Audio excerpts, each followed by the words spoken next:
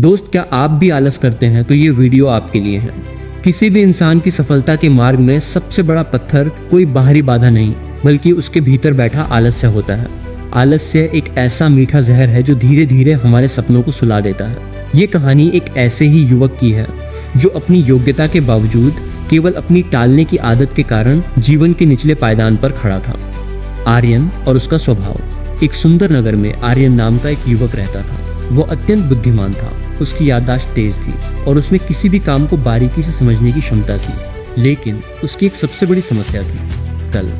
वो हर काम को कल पर टाल देता था। सुबह जब सूरज की किरणें उसके कमरे में आती तो वो अलार्म बंद करके कहता, 5 मिनट और, अभी तो बहुत समय है। वो 5 मिनट घंटों में बदल जाते।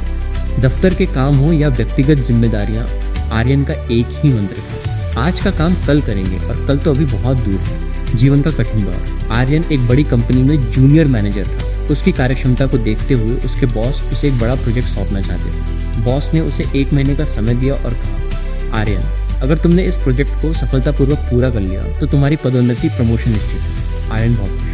उसने मन ही मन सोचा कि वो इस बार अपनी पूरी ताकत लगा देगा। लेकिन जैसे ही वो घर पहुंचा, आलस्य ने उसे फिर घेर लिया। उसने सोचा, अभी तो पूरा महीना पड़ा है, आज थोड़ा आराम कर लेता हूँ, कल से शुरुआत करूंगा। दिन बीतते गए। पहला हफ्ता योजना बनाने में निकल गया, दूसरा हफ्ता दोस्तों के साथ घूमने में, और तीसरा हफ्ता केवल ये सोचने में कि अभी तो 10 दिन बाकी हैं, मैं 2 दिन में सब खत्म कर दूंगा। वो घटना जिसने जीवन बदल दिया।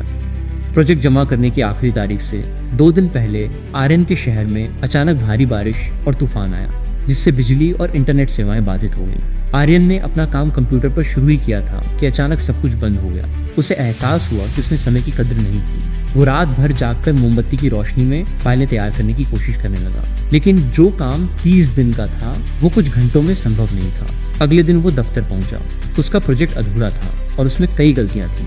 बॉस ने उसकी फाइल देखी और गहरी निराशा के साथ कहा, आर्यन, प्रतिभा बिना अनुशासन के शून्य है। तुम्हारी जगह ये प्रमोशन अब नितिन को दिया जा रहा है, जिसने अपना काम समय से 1 हफ्ते पहले ही जमा कर दिया था। आर्यन के पैरों तले जमीन खिसक गई। नितिन उससे कम प्रतिभाशाली था, लेकिन वो परिश्रमी था। उस दिन आर्यन को समझ आया कि आलस्य केवल समय की बर्बादी नहीं, बल्कि भविष्य की हत्या है। गुरु का मार्गदर्शन। हताश होकर आर्यन अपने गांव के एक आश्रम में गया, जहां एक प्रसिद्ध महात्मा रहते थे। आर्यन ने रोते हुए अपनी व्यथा सुनाई। महात्मा ने मुस्कुराते हुए उसे एक बगीचे में ले जाकर एक छोटा सा पौधा और एक बड़ा पत्थर दिखाया। महात्मा ने कहा, आर्यन, इस छोटे पौधे को उखाड़ दो। आर्यन ने आसानी से उसे उखाड़ दिया। फिर महात्मा ने कहा, अब इस पत्थर को यहाँ से हटाओ।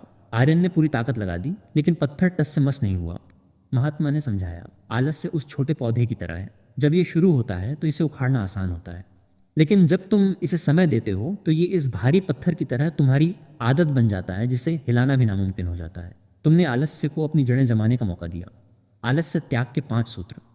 आर्यन ने पूछा, स्वामी जी, मैं इस आदत को कैसे छोड़ूं? महात्मा ने उसे 5 सूत्र दिए। 5 सेकंड का नियम। जैसे ही कोई काम याद आए, गिनती गिनो। 5, 4, 3, 2, 1, और तुरंत खड़े होकर वो काम शुरू कर दो। मस्तिष्क को बहाना बनाने का मौका मत दो।